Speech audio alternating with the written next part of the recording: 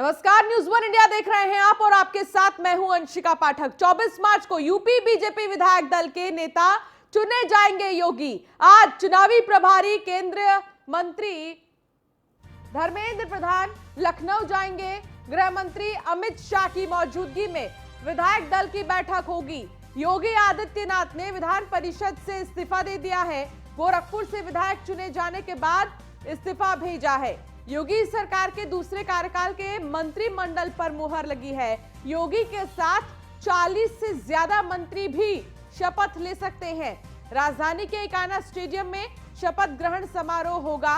योगी सरकार के दूसरे कार्यकाल के मंत्रिमंडल पर मुहर लग गई है। नामों का ऐलान भी बहुत जल्द कर दिया जाएगा। हालांकि ये देखने वाली बात होगी कि मौका किसे दिया है। योगी के साथ 40 से भी ज्यादा मंत्री शपथ लेंगे तो देखना होगा कि इस बार का मंत्रिमंडल कितना दमदार होता है।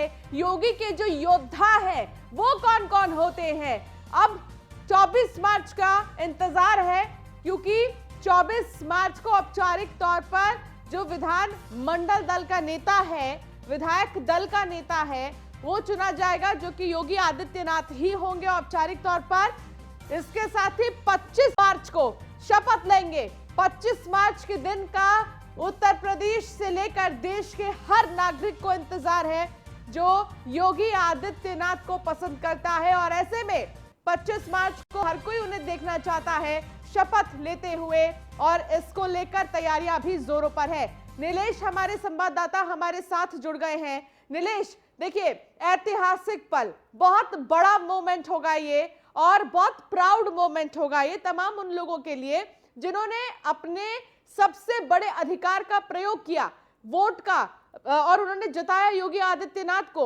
ऐसे में अब इंतजार शपथ ग्रहण का है, जो कि 25 मार्च को होगा।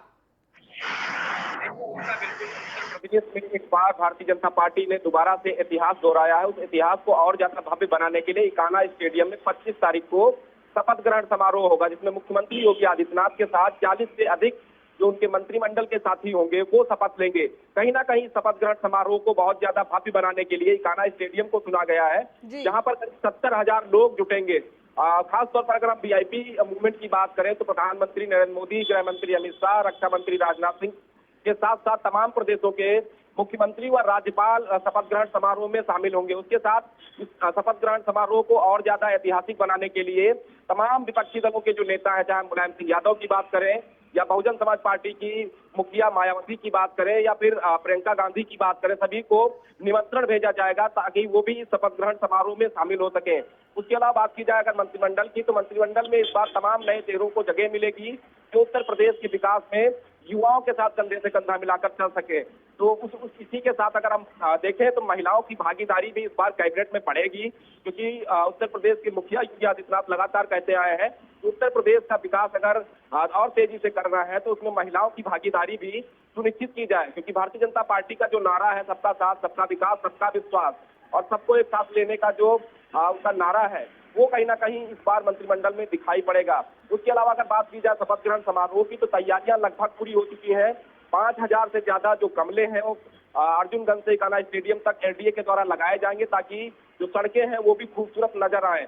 उसके अलावा मंत्री पद की शपथ लेते ही मंत्रियों को गाड़ी तुरंत उपलब्ध हो जाए, उसकी व्यवस्था भी राजस्व संपत्ति विभाग की तरफ से की गई है। जो गाड़ियां राजस्व संपत्ति विभाग की हैं वो भी वहां पर मौजूद रहेंगी। इसके अतिरिक्त जो गाड़ियां कम हैं उनको किराए पर लेकर वहां पर रखा जाएगा, ताकि मंत्री पद की शपथ लेने के बाद जो मंत्री हैं उनको उनकी गाड़ी सुपुर्द कर दी जाए। उसके अलावा मंत्रियों के कद के अनुसार उनको बंगले अलॉट किए जाएंगे कि कौन सा मंत्री किस कद का है, राज्य मंत्री है, दर्जा प्राप्त राज्य मंत्री है या फिर स्वतंत्र प्रभार है, कैबिनेट मंत्री है, तो उनके कद के अनुसार बंगलों का जो बंगला अलॉटमेंट है वो भी किया जाएगा। उसके अलावा जो भारतीय जनता पार्टी छोड़कर चुनाव से पहले नेता चले गए तो उनको नोटिस भी राजस्व संपत्ति विभाग की तरफ से भेज दिया गया कि 15 दिनों के अंदर आप। ठीक है नीलेश, अमित शाह को लेकर क्या जानकारी मिल रही है? अमित शाह और रघुवर दास कब तक पहुंचेंगे लखनऊ?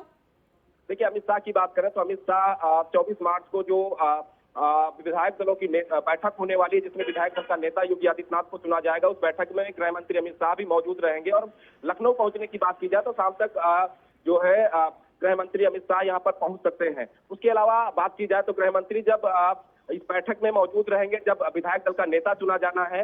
हालांकि उत्तराखंड में जिस तरीके से विधायक दल का नेता पुष्कर धामी को चुना गया, उसकी उम्मीदें यहाँ पर भी बढ़ी हैं। जो हारे हुए डिप्टी सीएम है केशव प्रसाद मौर्य, उनको भी सरकार में अहम जिम्मेदारी मिलने की संभावनाएं बढ़ी हैं। तो कहीं ना कहीं जब विधायक दल की बैठक होगी तो उसमें तमाम और निर्णय लिए जाएंगे कि विधायक दल का नेता मुख्यमंत्री योगी आदित्यनाथ को चुना जाता है। नीलेश, ये तो दिलचस्प होगा ही देखना। सीएम योगी वापस से शपथ लेंगे मुख्यमंत्री के लिए, और साथ ही एक तरह से हम ये कह सकते हैं कि इस पल को हर कोई कैद करना चाहता है, चाहे मोबाइल फोन हो, चाहे टीवी स्क्रीन के सामने वो बैठकर देखे। तो ये पल तो होगा ही बहुत खास, लेकिन उससे ज्यादा खास बात है मंत्रिमंडल के जो नेता हैं वो जब शपथ लेंगे योगी आदित्यनाथ के। एक तरह से योगी के योद्धा कौन होंगे, ये हर किसी के मन में ये सवाल। 40 मंत्री शपथ लेंगे, ऐसी जानकारी मिल रही है नीलेश। देखिए अंशिका, बिल्कुल 40 से अधिक मंत्रियों के जो नाम है वो अभी तक चल रहे हैं। हालांकि कोई भी सूची सार्वजनिक नहीं की गई है। तमाम मंत्री ऐसे जो दूसरी बार उत्तर प्रदेश में मंत्रिमंडल में शामिल होंगे और शपथ ग्रहण करेंगे। उसके अलावा तमाम नए चेहरे हैं जो इस बार पहली बार उत्तर प्रदेश सरकार में मंत्री बनेंगे। कहीं ना कहीं उत्तर प्रदेश सरकार लगातार ये प्रयास कर रही है कि मंत्रिमंडल में उन चेहरों को शामिल किया जाए जो युवा हो और आगे आने वाले 10 से 15 साल उत्तर प्रदेश के अंदर रहकर जनता की सेवा कर सके और जनता के बीच में बने रहे। तो तमाम चीजों को हम देखते हुए मंत्रिमंडल में उन चेहरों को शामिल किया जाएगा जो जातिगत समीकरण के हिसाब से ठीक बैठते हो। उसके अलावा सामाजिक छवि उनकी बेहतर हो और युवाओं के अंदर खासतौर पर लोकप्रिय हो और महिलाओं को बेहतर व्यवस्थाओं को उपलब्ध कराने वाले चेहरे हों। तो कहीं ना कहीं उन तमाम चेहरों को शामिल किया जाएगा। तमाम युवाओं को इस बार मंत्रिमंडल में मौका मिलेगा ताकि वो युवाओं को एक संदेश दे सकें कि भारतीय जनता पार्टी एकमात्र उत्तर प्रदेश और देश की ऐसी पार्टी है जो युवाओं को आगे बढ़ाने का काम करती है। क्योंकि इस बार तमाम डिप्टी सीएम को लेकर क्या जानकारी मिल रही है नीलेश? डिप्टी सीएम को लेकर क्या जानकारी मिल रही है? देखिए उत्तर प्रदेश की सियासी गलियारों में इस समय जो चर्चाएं डिप्टी सीएम को लेकर चल रही हैं, कुछ लोगों का कहना है कि उत्तर प्रदेश में सिर्फ मुख्यमंत्री का पद रहेगा, उसके अलावा डिप्टी सीएम नहीं बनाया जाएगा। तो कुछ लोग ये भी कहते हुए देखे जाते हैं कि इस बार 2 की जगह 3 डिप्टी सीएम बनाए जाएंगे। उस रेस की अगर हम बात करें तो उस रेस में बेबी रानी मौर्य भी शामिल है। उसके अलावा ब्रजेश पाठक का भी नाम सुर्खियों में है। उसके अलावा अगर हम बात करें तो तमाम नए चेहरे हैं जिनके ऊपर भी ये जिम्मेदारी दी जा सकती है। चाहे हम बात कर ले असीम अरुण की या राजेश्वर सिंह की, दोनों ही बीआरएस लेकर भारतीय जनता पार्टी के कार्यकर्ता बने। उसके बाद भारतीय जनता पार्टी ने उनको उम्मीदवार बनाया, भारी बहुमत से वो जीतकर आए हैं। कहीं ना कहीं इन लोगों के ऊपर भी चर्चाएं चल रही है। असीम अरुण की बात करें तो असीम अरुण कन्नौज क्षेत्र से आते हैं, वहां पर इनकी अपनी एक अलग पहचान है, अलग धाक है, क्योंकि इनके पिता भी पुलिस विभाग में रहे हैं और बड़े पद पर रहे हैं। इसके अलावा एक बड़े तबके का नेतृत्व करने का इनकी जिम्मेदारी बनी है। तो ऐसे में असीम अरुण के ऊपर भी सरकार एक बड़ी जिम्मेदारी दे सकती है। राजेश्वर सिंह की बात करें तो राजेश्वर सिंह को भी सरकार बड़ी जिम्मेदारी देगी, मंत्रिमंडल में शामिल करेगी। उसके अलावा बात करें पंकज सिंह की तो पंकज सिंह युवा है। उसके अलावा युवाओं के सबसे चहेते नेता माने जाते हैं। तो ऐसे में पंकज सिंह के ऊपर भी एक जिम्मेदारी सरकार दे सकती है। उसके अलावा दूसरे दलों से आए हुए नेताओं की अगर हम बात करें, चाहे की बात कर ले जो कांग्रेस छोड़कर बीजेपी में शामिल हुई है और युवा है। तो ठीक है नीलेश, आप बने रहिए हमारे साथ, हम आगे भी आपसे जानकारी लेंगे। लखनऊ के कान्हा स्टेडियम में शपथ ग्रहण की तैयारियां जोरों पर हैं। पद की शपथ लेते ही मंत्रियों को तुरंत गाड़ियां मिल जाएंगी। 25 मार्च को योगी सरकार 2.0 की शपथ होगी। चुनाव जीतकर आए प्रतिनिधियों को आवास आवंटित कर दिए जाएंगे। शपथ के बाद मंत्रियों के कद के हिसाब से उनका बंगला आवंटित होगा।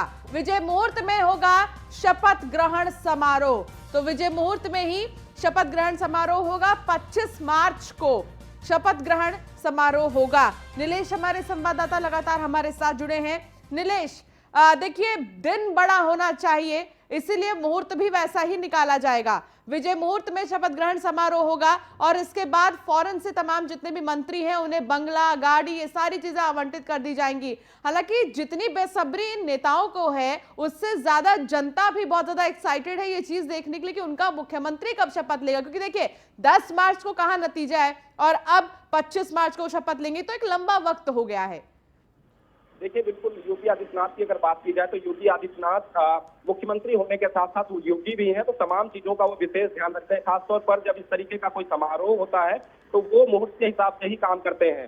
कहीं ना कहीं अगर हम सुबह 7 बजे से और दोपहर 3 बजे तक की बात कर ले तो 3 बजे तक राहु काल चल रहा है, जो कि किसी भी अच्छे कार्य को करने के लिए सही नहीं माना जाता है। जो जो धर्म के जानकार हैं उनका कहना है कि 3 बजे के बाद से विजय मुहूर्त शुरू होगा जो 4:30 बजे तक चलेगा। तो कहीं ना कहीं जो 1.5 घंटे का ये समय काल होगा 3 से और 4:30 बजे के बीच का, इसी बीच में उत्तर प्रदेश के मुख्यमंत्री योगी आदित्यनाथ शपथ ग्रहण करेंगे। उसके साथ उनके जो 40 मंत्रिमंडल के साथी है वो भी शपथ लेंगे। तो कहीं ना कहीं विजय मुहूर्त इसलिए भी सुना जाता है कि जब विजय मुहूर्त में कोई काम किया जाता है तो आगे चलकर फलदायी होता है, तो उसको भी ध्यान में रखा गया है। उसके अलावा बात करें तो शपथ ग्रहण करने के तुरंत बाद ही मंत्रियों को उनकी गाड़ी आवंटित कर दी जाएगी। इससे पहले देखा जाता था 2017 के चुनाव की बात कर ले या हम 12 की बात कर ले, शपथ ग्रहण के बाद तुरंत मंत्रियों को गाड़ी आवंटित नहीं होती थी। राष्ट्रपति विभाग में जो गाड़ियां होती थी पहले कैबिनेट मंत्रियों को दी जाती थी, उसके बाद स्वतंत्र प्रभार, फिर उसके बाद राज्य मंत्रियों को गाड़ी सौंपी जाती थी। लेकिन इस बार ऐसा नहीं होगा। जितने भी मंत्री पद की शपथ लेने वाले नेता होंगे उनको तत्काल वहां पर राज्य संपत्ति विभाग की तरफ से गाड़ियां उपलब्ध कराई जाएंगी। इसके अलावा राज्य संपत्ति विभाग के पास अगर गाड़ियों की कमी है तो उन्होंने किराए पर भी गाड़ियों को लिया है ताकि मंत्रियों को तत्काल गाड़ियां उपलब्ध कराई जाए और मंत्री अपने अपने विभाग को जिम्मेदारी संभाल ले। तो कहीं ना कहीं तमाम व्यवस्थाओं को तेज कर लिया गया है और योगी के सरकार के जो 2.0 की शपथ ग्रहण समारोह है उसको काफी भव्य बनाने का प्रयास किया जा रहा है, जिसको लेकर इकाना स्टेडियम को 12 ब्लॉकों में विभाजित किया गया है। प्रति ब्लॉक में 4 अधिकारियों की नियुक्ति की गई है ताकि जो व्यवस्थाएं है उसको दुरुस्त रखा जाए, चाहे वो सुरक्षा व्यवस्था हो या फिर उसके अलावा वहां पर बैठने की व्यवस्था हो, पानी की व्यवस्था हो, साज सज्जा की व्यवस्था। 4 अधिकारियों के कंधों पर रहेंगी जो 12 विभागों में बटे हुए हैं, 12 ब्लॉकों में बटे हुए। उसके अलावा एलटीए ने अर्जुनगंज से इकाना स्टेडियम तक और ज्यादा खूबसूरत बनाने का प्रयास किया है। 5000 से ज्यादा के किस्में रखे जाएंगे ताकि आने जाने वाले जो अतिथि हैं, वीआईपी हैं, उनको उसका बेहतर नजारा देखने को मिल सके। उसके अलावा अगर हम इकाना स्टेडियम के अंदर की बात करें या बाहर की बात कर लें तो साफ सफाई बेहतर तरीके से कराई गई है। जो सड़क के किनारे डिवाइडर बने हैं उनको दोबारा से रंगा गया है। पेड़ जो है उनकी छटाई की गई है। जो पेड़ों की रंगाई होने वाली थी उनकी रंगाई की गई है। तमाम तरीके के पेंटिंग्स बनाए गए हैं।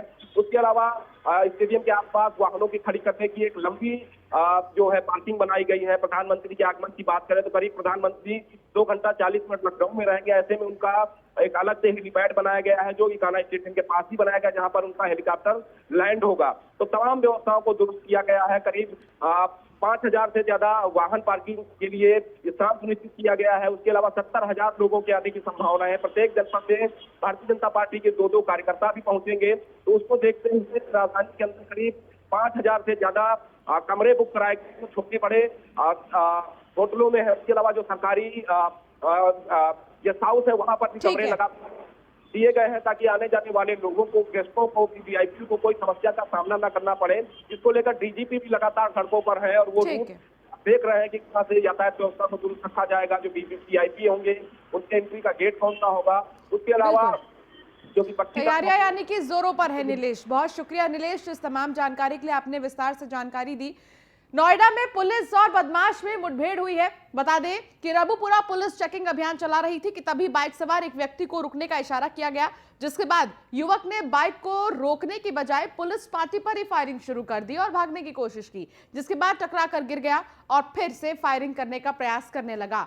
उसके पैर में पुलिस ने गोली मार दी, जिसके बाद बदमाश आमिर उर्फ अमन को घायल अवस्था में गिरफ्तार किया गया। घायल को इलाज के लिए अस्पताल में भर्ती किया गया है। बदमाश के कब्जे से अवैध तमंचा, 2 जिंदा कारतूस, 1 खोखा कारतूस। बदमाश पर पहले से ही लूट और गैंगस्टर एक्ट में वो जेल जा चुका है। तो लूट के तमाम जो मामले हैं वो बदमाश पर पहले से ही दर्ज हैं। इसके साथ ही आपको बता दें कि उस पर कई सारे मामले दर्ज हैं। अभी पुलिस जांच पड़ताल कर रही है। 10:30 बजे के करीब रबुपुरा पुलिस के द्वारा मिर्ज़ापुर कट के पास चेकिंग की जा रही थी, जनरल चेकिंग की जा रही थी। इस पर सभी गाड़ियों को रोककर चेकिंग करते समय एक व्यक्ति जो कि वहां से एक मोटरसाइकिल पर सवार था, उसे रुकने का इशारा किया गया तो वह पुलिस पार्टी को धक्का देकर के वहां से भाग गया तथा रुका नहीं। जब उसका पीछा चेकिंग करने वाली पुलिस पार्टी में सब इंस्पेक्टर के द्वारा तथा पुलिस पार्टी के द्वारा किया गया, तब उसने पुलिस पार्टी पर फायर किया। इस पर भी पुलिस पार्टी ने उसका पीछा करना नहीं छोड़ा। आगे आ करके रबुपुरा की तरफ जाने वाले एक रोड पर वह मोटरसाइकिल स्किड होकर के, जहाँ पर रास्ते 2 फाड़ होते हैं, वहाँ वह मोटरसाइकिल स्किड होकर के गिर गई। तब उसने दोबारा से पुलिस पार्टी पर फायर करने का प्रयास किया, परंतु आत्मरक्षार्थ कार्रवाई में पुलिस पार्टी ने उस पर फायर किया जिसमें वह घायल हो गया है। इसको इलाज के लिए अस्पताल भेजा जा चुका है। खबर आगरा से, जहां पुलिस और बदमाशों के बीच मुठभेड़ हो गई। 15,000 का इनामी बदमाश गिरफ्तार किया गया है। किसान की हत्या के मामले में वांछित चल रहा था। आरोपी के पास से बाइक, तमंचा और जिंदा कारतूस बरामद किया गया है। पुलिस को बड़ी सफलता हाथ लगी है। मुठभेड़ में पुलिस ने इनामी बदमाश को गिरफ्तार किया है। पुलिस को बदमाश के पास से कई सारी चीजें बरामद हुई हैं। 15,000 का इनामी बदमाश गिरफ्तार हुआ है। फिरोजाबाद में चबूतरे पर दरवाजा निकालने को लेकर बुजुर्ग और उसके साथी ने घर में घुसकर मां बेटी पर चाकू से हमला बोल दिया। बचाव को जेठ का लड़का आया तो बुजुर्ग ने उस पर भी चाकू से हमला कर दिया, जिसमें महिला और युवक की मौत हो गई है, जबकि युवती गंभीर रूप से घायल है। तो वहीं डबल मर्डर के आरोपी को पुलिस ने चंद घंटों बाद ही मुठभेड़ के बाद दबोच लिया।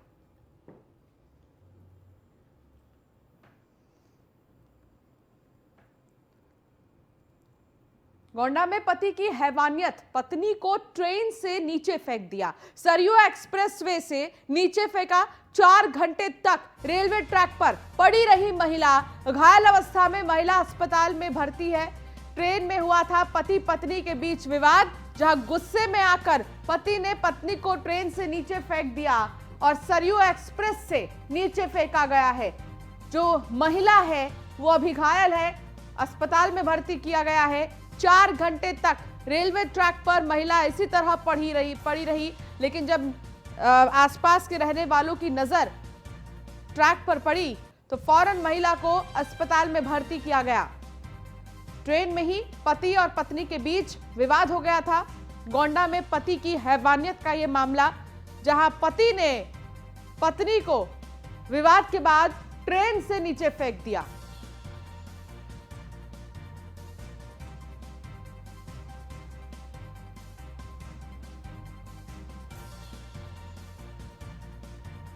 चार घंटे तक रेलवे ट्रैक पर ही महिला पड़ी रही जख्मी और फिर आसपास के लोगों ने घायल अवस्था में महिला को अस्पताल में भर्ती किया।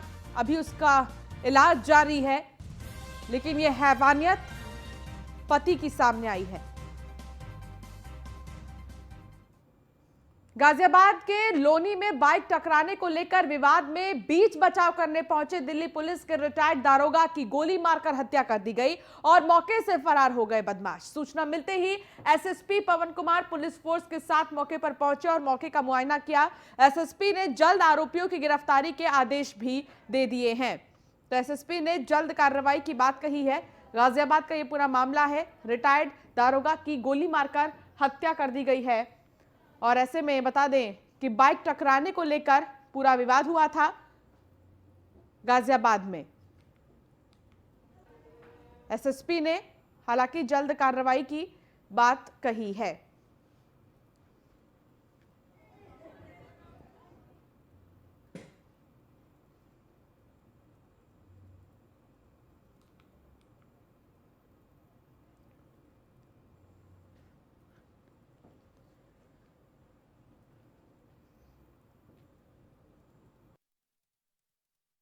ये थाना लोनी बॉर्डर एरिया में राजनगर गली नंबर 3 का हादसा है।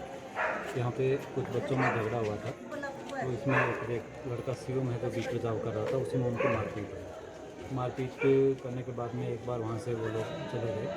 तो इसमें कुछ लड़के आइडेंटिफाई हुए हैं, उनकी ओर से वो लोग थोड़ी देर बाद वापस आए हैं। करीब 12-15 लड़के हैं, उन्होंने आके पहले एक फायर किया है। उसके बाद जो शिवम लड़का है उसके पिता, जो कि दिल्ली पुलिस से रिटायर्ड सब इंस्पेक्टर हैं, जेविड लाटियान, उनको उन्होंने चेहरे पे गोली मार दी, जिससे उनके ये थाना लोनी बॉर्डर एरिया। महाराजगंज में बीजेपी नेता और नगर पालिका अध्यक्ष कृष्ण गोपाल जायसवाल के भांजे की बदमाशों ने गोली मारकर हत्या कर दी। भाजयुमो के पूर्व जिला मंत्री गौरव जायसवाल की चौराहा मॉडल शॉप पर गोली मारकर हत्या की गई है। मौके पर पुलिस के आला अधिकारी मौजूद हैं। पुलिस ने शव को कब्जे में लेकर जांच पड़ताल शुरू कर दी है। तो दिन दहाड़े हत्या, भाजयुमो के पूर्व जिला मंत्री की हत्या की गई है। फिलहाल पुलिस इस पूरे मामले की जांच में जुट गई है। आसपास भारी भीड़ इकट्ठा हो गई जैसे ये हत्या की गई। अब पुलिस पूछताछ भी कर रही है इन लोगों से और आगे जांच में जुट गई है।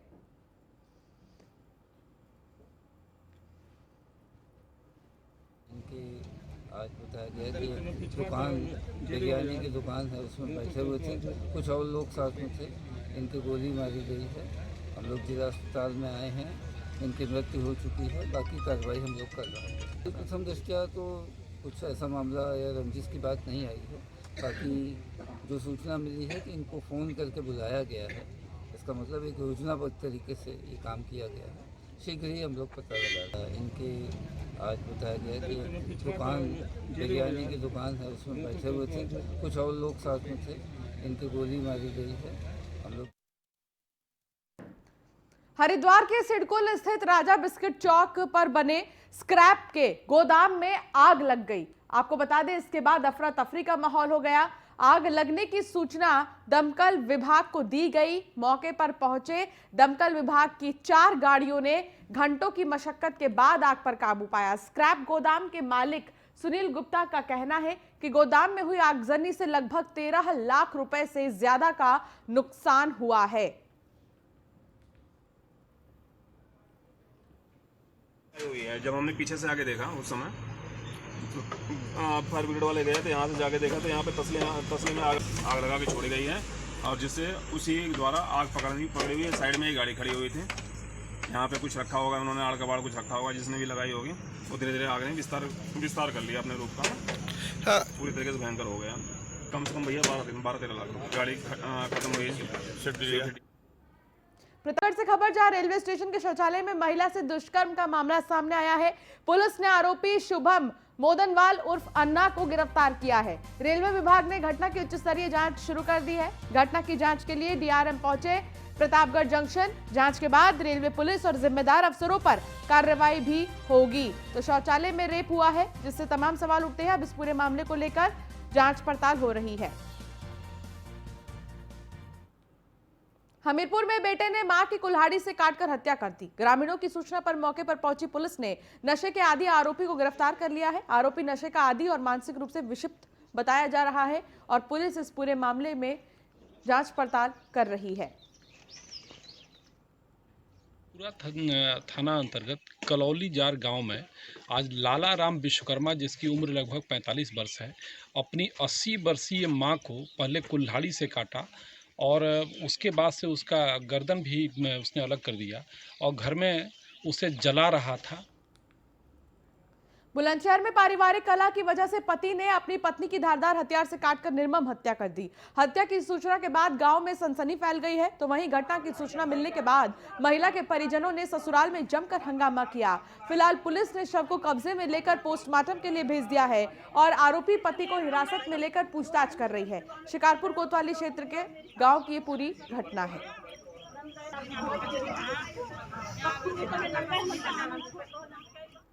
दूध और पेट्रोल डीजल के बाद अब एलपीजी सिलेंडर महंगा हो गया। घरेलू एलपीजी सिलेंडर मंगलवार से 50 रुपए महंगा हुआ है। कई महीने बाद बढ़े एलपीजी सिलेंडर के दाम। दिल्ली में एलपीजी सिलेंडर की कीमत 949 रुपए 50 पैसे हुई। पेट्रोल और डीजल के दाम भी 80 पैसे प्रति लीटर के इजाफे में आ गए हैं, यानी कि बढ़ा है पेट्रोल और डीजल का दाम, कई महीनों बाद बढ़ा है। और साथ ही बता दें कि दिल्ली में एलपीजी सिलेंडर की कीमत 949 रुपए। दूध और पेट्रोल डीजल के बाद अब एलपीजी भी महंगा। फिलहाल इस बुलेटिन में इतना ही। आप बने रहिए न्यूज़ 1 इंडिया के साथ। नमस्कार।